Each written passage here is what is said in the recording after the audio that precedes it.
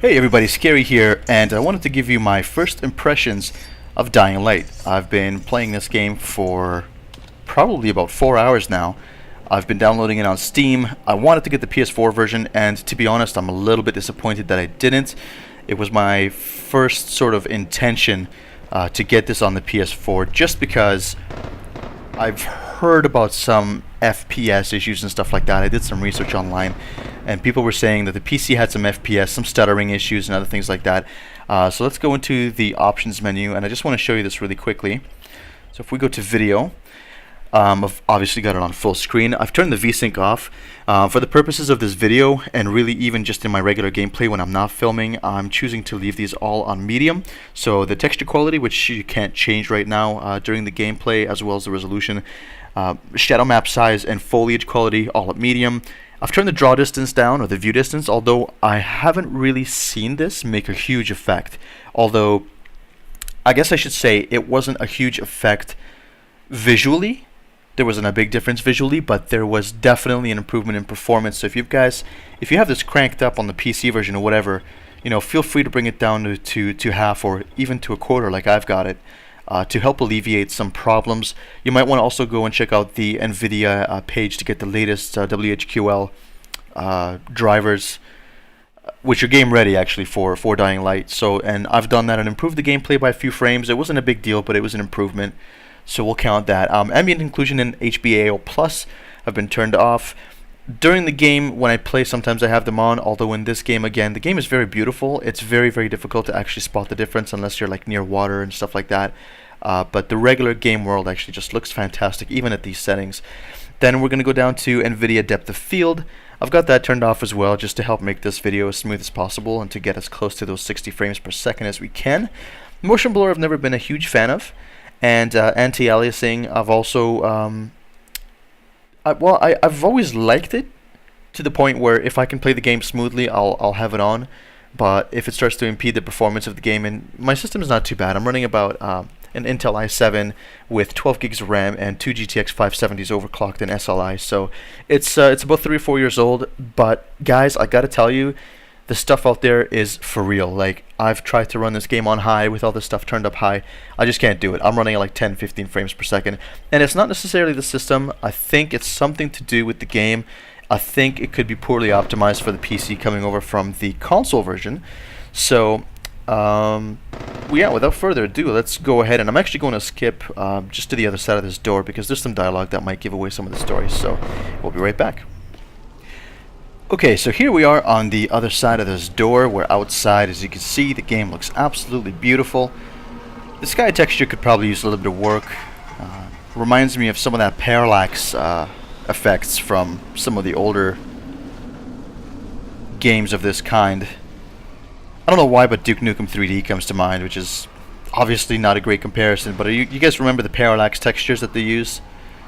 That kind of reminds me of that. I don't know. It seems like it's just a big sphere of clouds. But nevertheless, the game does look nice. You get a lot of the sun rays coming through all the trees there, a little lens flare. And this is all on medium, by the way, so you can see the dirt and stuff on the window.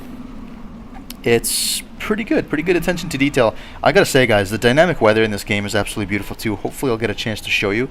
Maybe I'll do a quick night segment here in this video. If I can't, just look for it in the actual full review, okay? But it looks incredible, I gotta say. The drops hit in your face, especially when you're sitting around the fire barrel, like it... Anyway, moving on. So before we go outside, before I show you the rest of this world, I want to show you a couple of things that you're going to be doing a lot on this game, and my first impressions of those. So we're going to go into the menu here. I'm not going to spend too much time. This is, what the map looks like, and it's a pretty big, it's a pretty massive map. And if you zoom in, you see like running from here to here, let's say, just from one side of these bunch of buildings to the other might take about a couple of minutes, and the map is just, it's pretty big.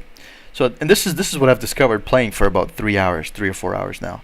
So it's not a lot, and I've got a lot to go. And there's obviously all these little safe houses and stuff here. So anyway, nothing special with the map. Moving on. The quests, obviously your quest log is here. A little bit of description here. You've got your time in these menus as well, which is actually quite important. I'll get to that in just a little bit. Your story quests are up here, side quests and finished quests, as well as finished side quests are here.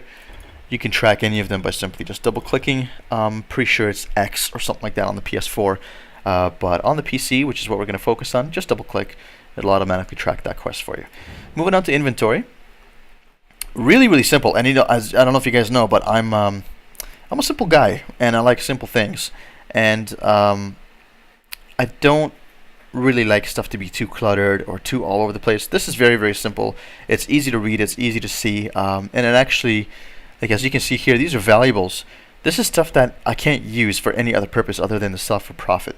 So just everyday stuff that before this crazy apocalypse were worth not much, and now they're worth more because they're in higher demand. So these are actually just items. They're labeled valuables. You can sell them for profit, make a little bit of cash. You don't have to worry about not being able to craft stuff. Then you've got your things sorted out into crafting material. So these are your crafting parts, and it looks like they've even adopted the old RPG sort of rarity scale here. So I'm guessing this gray stuff is crap, green stuff is a bit better, blue stuff is even better, and then purple stuff. And I've even seen some orange, which is sort of the color of this menu. But I don't really have any of that to show you, unfortunately. So down here we've got other, mostly just lockpicks, medkits, utility stuff like that. Probably things you should never sell. And over on the side you've got some weapons, some equipment, and that's about it really. You've got your clog, you've got how much money you've got in your pocket, and that's about it. So we're going to be moving on to blueprints. So blueprints are the crafting of the game, and they're absolutely essential and necessary to make anything in the game. Now, some of these blueprints you're going to get automatically from leveling up some of your skills, which we'll get to in a second. But a lot of these blueprints, you're going to find them in hidden weapon caches, hidden boxes, locked boxes, just places around the map. You're also going to get some from quests, so quest rewards.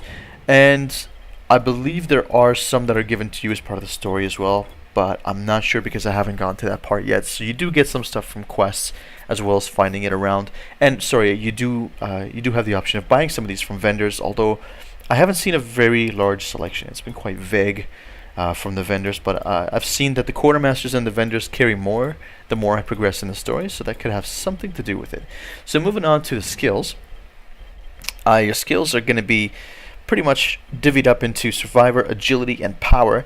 And you've got a separate XP bar for each of these that you gain individually, separately from each other.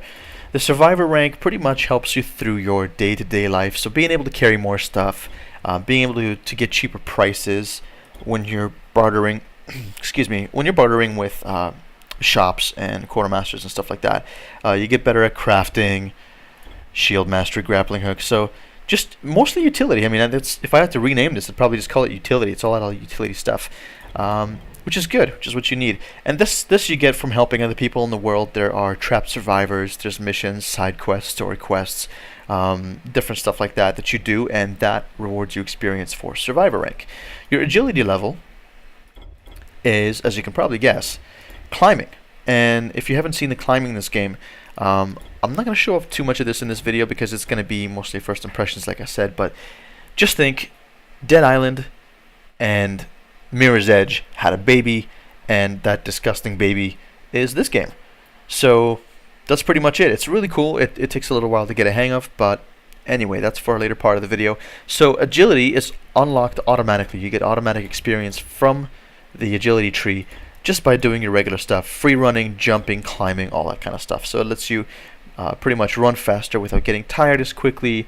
Lets you dodge. There's a bunch of different dodge moves. The drop kick, which is absolutely hilarious. I don't know how much utility is in there. I mean, there's definitely an advantage to it because it sends the guy flying, but at the same time, you're vulnerable. So if you drop kick into a crowd, you're pretty much screwed. Tackle, which I haven't tried out yet. I'll probably try it out by the time I'm ready to review the game fully. Free running expert, and we have ultimate runner. So just a couple of the talents here. And moving on to the power, and as you can imagine with the power, it's going to be all about the damage you do, the weapons you use, stuff that will make you more efficient in combat. So stuns. This game has actually got a very interesting stun system. So when you stun somebody either with an elemental hit, like electrocuting them with lightning, or just hitting them with blunt force, there's this kind of I'm not sure if you guys have ever played Mortal Kombat before, but some of these Mortal Kombat games, they've had this cool X-ray system that it shows you all the bones that are crunching and breaking and all this. It's very similar to that. Again, I'll have that for you in the review video, but it's pretty cool, and it makes the combat feel more visceral, I gotta say. Like, it feels like there's power behind the weapon that you swing, especially here, like you can see. Where's it? Multi-throw. I think it was down here. Power attack. So in some of these other games that I've played, I think including Dead Island, the power attack was just automatic. Like, you just gotta hold it down. Here you have to unlock it. But you know what? I like the sense of progression, guys. I gotta be honest. My first impressions of just like seeing how well this is laid out. It's got a nice minimalist approach. It's easy to approach. It's easy to read. And it's easy to see what everything does. And I'm sure that, like, this has been 3 hours. So, like, check this out. Like, I've already got some of this unlocked. Sorry about the sniffling. I'm not feeling too great the last couple of days. So, anyway, that's that menu. And then making stuff is actually really easy. So, like, we can just get one lockpick here to make. You just double-click that. It's pretty simple. So, anyway, moving on. I wanted to show you guys a little bit of the graphic, the sound, and the gameplay before we wrap up the video, as well as something really funny that I just discovered. So the graphics, again, on medium settings look absolutely beautiful. They will look better if your system can handle it, but unfortunately for the purpose of this video, I just want to make things as smooth as possible. The audio fidelity is quite good, and I have to say that they've done a fantastic job of actually mixing the audio in such a way that it builds tension. Not so much during the day, but during the night, especially, it's absolutely insane. The music just ramps up, especially when you're getting chased. You get the strings that start popping off, and you hear the drums banging, and it's, I don't know, it's just really well done, and it puts you into that mood like, you need to run for your life. It doesn't ever feel like you can turn around and take your time. In the nighttime, you are the prey, and the game does a very good job at telling you that and rubbing it in your face, so to speak. So we've got a great view of the city here, and I'm not exactly sure if you can go to everywhere that you can look, but according to the developer, you can pretty much go, you can climb on anything that you can see. So anything that you can go up to and physically be able to touch, you're able to climb. So that's pretty cool. As you can see, there's some nice level of details here as well. If you look in, well, just my melee weapon, which I only just have one baseball bat here, but you can see there's already some blood on it from me having to hit zombies in the face with. Let me see if I can actually show you some combat here without getting absolutely destroyed.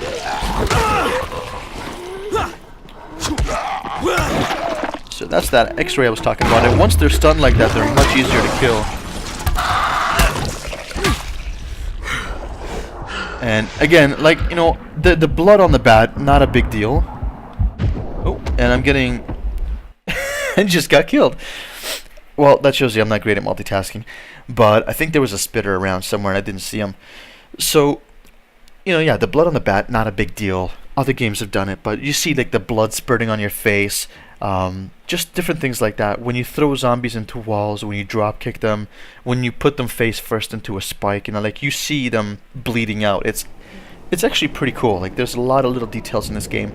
The weather, there's a dynamic weather system in here, which I've mentioned before. It is absolutely stellar. And the gameplay itself, like, it just feels like it's got weight behind it, and it's a nice feel. It doesn't feel floaty like a lot of these other games. I've played State of Decay, which, by the way, was a great game, but I felt like the combat was floaty, so we just ranked up agility here, just by climbing stuff. So really easy to do, and I think it's actually very well paced. So as you're playing through the game, it'll pace very well. So far, it didn't feel like it's too easy to get or too hard. It's sort of right in the middle. But like I said, State of Decay, I've played a little bit of H1Z1, I've played a little bit of DayZ, and I've played a whole bunch of them, and if it just feels like, I don't know, like when you swing, it just doesn't have that weight, whereas here, weapons actually weigh a certain amount. They have a certain feel, they have a certain handling. In fact, I'll show you. If we go to inventory and we just look at this here, you can see there's a damage, there's a durability, and there's a handling statistic. And the handling is an indication of how well, obviously, the weapon handles, how easy it is to use, how quickly it strikes, how much you can swing it without getting tired. So that affects you in a big way. And because you have a limited amount of stamina, there's only so much you can do. And if you're in, in a big horde, you don't really have the time to.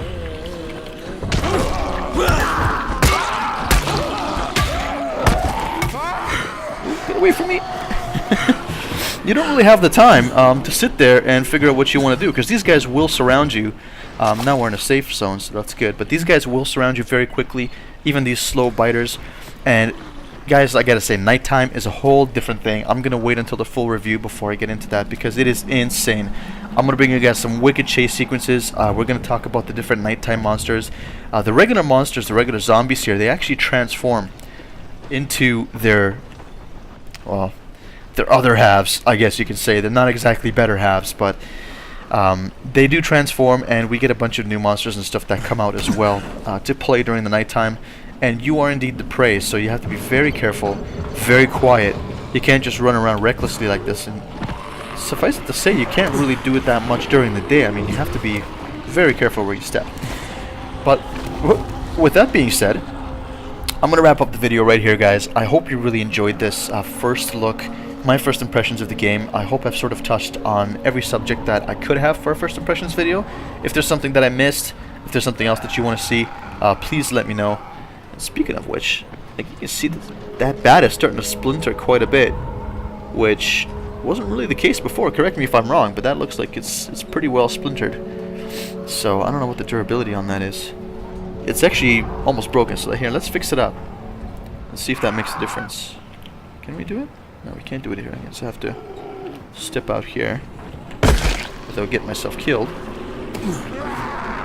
right, and let's fix up this bat. Doesn't look like we can, actually. Usually you're able to press R. Oh, that's because we don't have any repairs on it. It's unfortunate.